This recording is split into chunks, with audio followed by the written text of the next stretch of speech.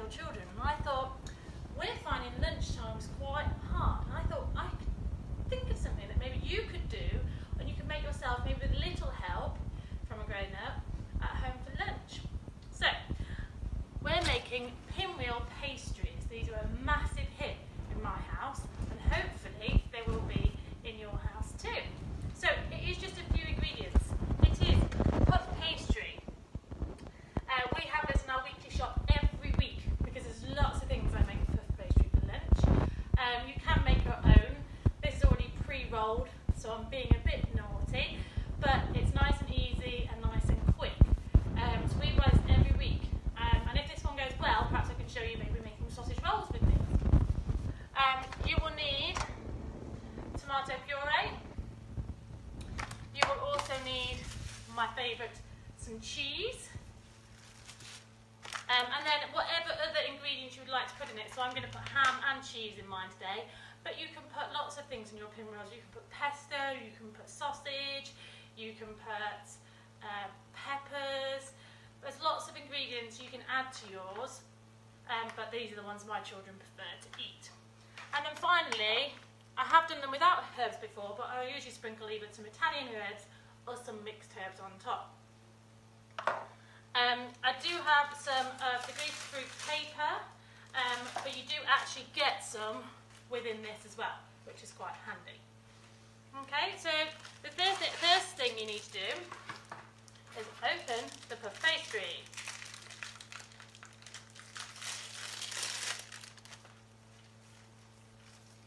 And as you can see, it just rolls out. It's already rolled for you, nice and easy.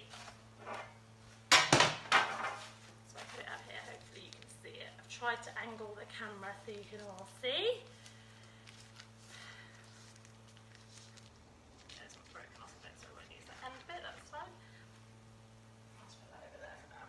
Okay, so obviously my hands are all clean and washed. Do please make sure you do that before you start. I have already done mine. Okay, and the first thing to do is get your tomato puree and just put those on top. This is a fresh one. Just squeeze them on the top, like this. And then what I do is I grab a spoon and just rub it in everywhere.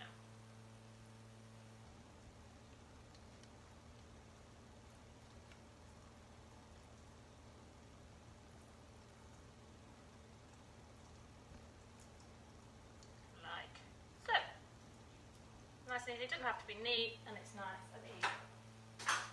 The next thing I would do is put on my ham or any of the ingredients that I would like on it. So I literally just pick the ham and chuck it on. Again, really easy.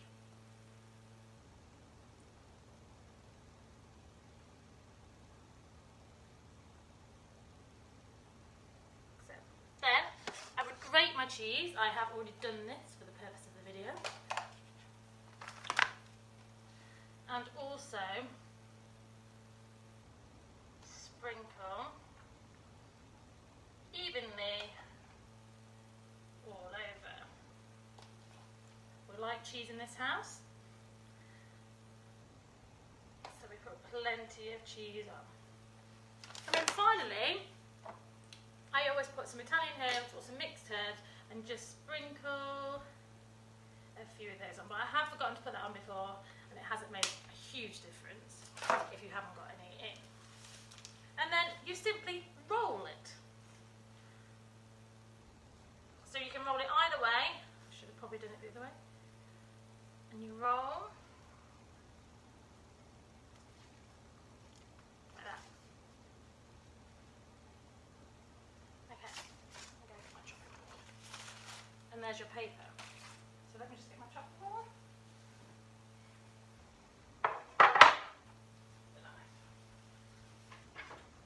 So this is the part you might need a little bit of help with the grown-up, because you'll need to cut these pinwheels now. So you gently cut into them, so they should be about that thick, and they should look like that's an end one, so it's not the best one. And you cut all the way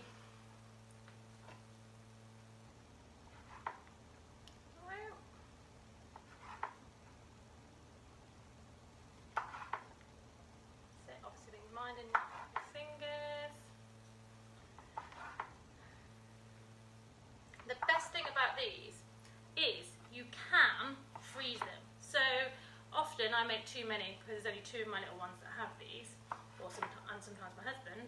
But if I've got loads left, or if I make 2 batches, I bag them up into portions and I put them in the freezer. So every day, any day where I'm like, oh, we haven't got anything for lunch today, we're a bit bored of the sandwiches, I go to the freezer, whack them out of the freezer, put them straight on the tray and straight in the oven. So I freeze them before I cook them. And it's such a quick and easy meal to do. Like this. See how many I've managed to squeeze out of it. Oh, that's a bit of a poor effort, that one. Right, let me see how many I've done. We'll do some counting. 1, 2, 3, 4, 5, 6, 7, 8, 9, 10, 11, 12, 13, 14, 15, 16. So I've got 16 pinwheels to go in my oven, which is 1, 10 and 6 ones. Might as well bring a bit of maths in there. Okay, so I put my greaseproof paper on my tray, ready to go in the oven, and simply space them out on the tray. I won't do all of them because I will freeze them. 16, didn't I? I've got 16, so I'm going to do half of mine. What is half of 16? 8.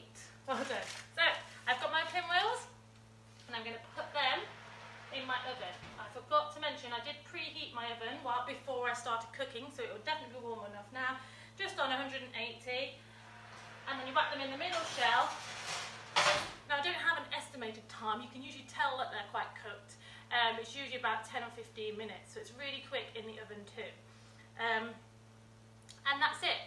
What I'll do is I'll stop this video now, and then hopefully I'm going to try to be all technological, and I'm going to show you the outcome with an extra video that I'll add on the end. But I just thought it'd be nice for you to see some little lunch tips to try and get us through this time at home. I'm so incredibly proud of all of you and how hard you're working, and I know I'm missing seeing you all every day. So keep safe, keep doing what you're doing, because you're doing amazing, and hopefully you'll see the outcome very soon. See you later. Good news, everybody, I've done them and they're not burnt. So yeah, they were in for about 10-15 minutes. I did notice in the video that I wasn't wearing oven gloves when I put it in the oven, but the tray was obviously cold. But it would have been safe if I'd been wearing them. So I've got my oven gloves on, obviously very worn oven gloves, and I'm going to get them out. They're nice golden brown. Be really careful. Obviously you will probably have to ask a grown-up for some help with getting them in and out of the oven as well. They look delicious. What I'm going to do is I'm going to bring the camera. There they are. So have a go. Let me know how you get on. Send us pictures, and I hope you enjoy them. Keep safe, everyone, and see you soon. Bye.